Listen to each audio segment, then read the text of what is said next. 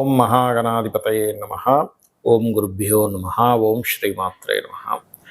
అరుణాం కరుణాతరంగితాక్షీం ధృతపాశాంకుశపుష్పబాణచాపాం అనిమాదిభిరావృతాం మయూకైః అహమిత్యేవ విభావయే భవానీం. శ్రీమాత్రే నమః. ప్రేక్షకులకి ఆ లలితాంబిక అమ్మవారి యొక్క అనుగ్రహం పరిపూర్ణంగా కలగాలని స్ఫూర్తిగా కోరుకుంటూ మనం ఈరోజు సూర్యభగవానుడి యొక్క మార్పు మూలంగా కలిగేటువంటి గొప్ప ఫలితాలు ఏమిటి, అదేవిధంగా ఏ విషయాల పట్ల చక్కగా ఉంటుంది, ఏ విషయాల పట్ల జాగ్రత్త వహించాలి, మరియు సూర్య ఉపాసన వల్ల ప్రత్యేకంగా మనకి ఈ ఆగస్టు 17వ తేదీ నుంచి సెప్టెంబర్ 16వ తేదీ వరకు నెల రోజుల పాటు సింహరాశిలో తన ఓన్ హౌస్లో సూర్యభగవానుడు కేతువుతో కలిసి ఉంటాడు. జనరల్గా ప్రతి సంవత్సరం సూర్యుడు ఆ తేదీలో వస్తున్నప్పటికీ కేతువుతో కలిసి వచ్చి ఉన్నప్పుడు మీరు చేసే ఉపాసనలో ఒక తారాస్థాయికి చేరుకునేటువంటి స్థితి ఉంటుంది. కాబట్టి మీరు ఈ నెల రోజుల పాటు ఏం చేయాలనేది కూడా నేను మీకు ఎండింగ్లో చెప్తాను. ఎందుకంటే సూర్యభగవానుడు కీర్తికి, ప్రమోషన్స్కి, సంతానానికి, ఆరోగ్యానికి, వీటన్నిటికీ కారకుడు. కాబట్టి ఈ ఉపాసన వల్ల మీ అందరికీ కూడా బాగుంటుంది.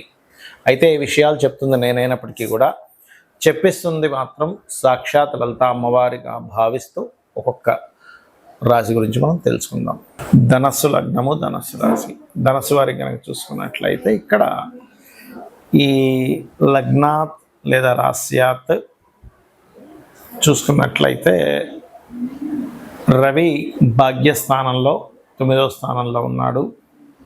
కాబట్టి ఇక్కడ పంచమ వ్యయ స్థానాలు ఏవైతే ఉన్నాయో పంచమ వ్యయ స్థానానికి అధిపతి అయిన కుజుడు కూడా దశమంలో ఉన్నాడు. చూసుకున్నట్లయితే ఈ దశమంలో ఉన్నందుకు, రవి భాగ్యంలో ఉన్నందుకు ఉద్యోగ సంబంధించిన విషయంలో సాటిస్ఫాక్షన్ లేక మీరు మారడం కానీ, లేకపోతే కంపెనీలోనే కొన్ని వివాదాల వల్ల మార్పు కానీ జరుగుతుంది. ఎందుకంటే ఇక్కడ 9వ అధిపతి 9లో ఉండడం, 12వ అధిపతి దశమంలో ఉండడం. కాబట్టి ఇక్కడ తొందరపాటు నిర్ణయాలు పనికిరావు.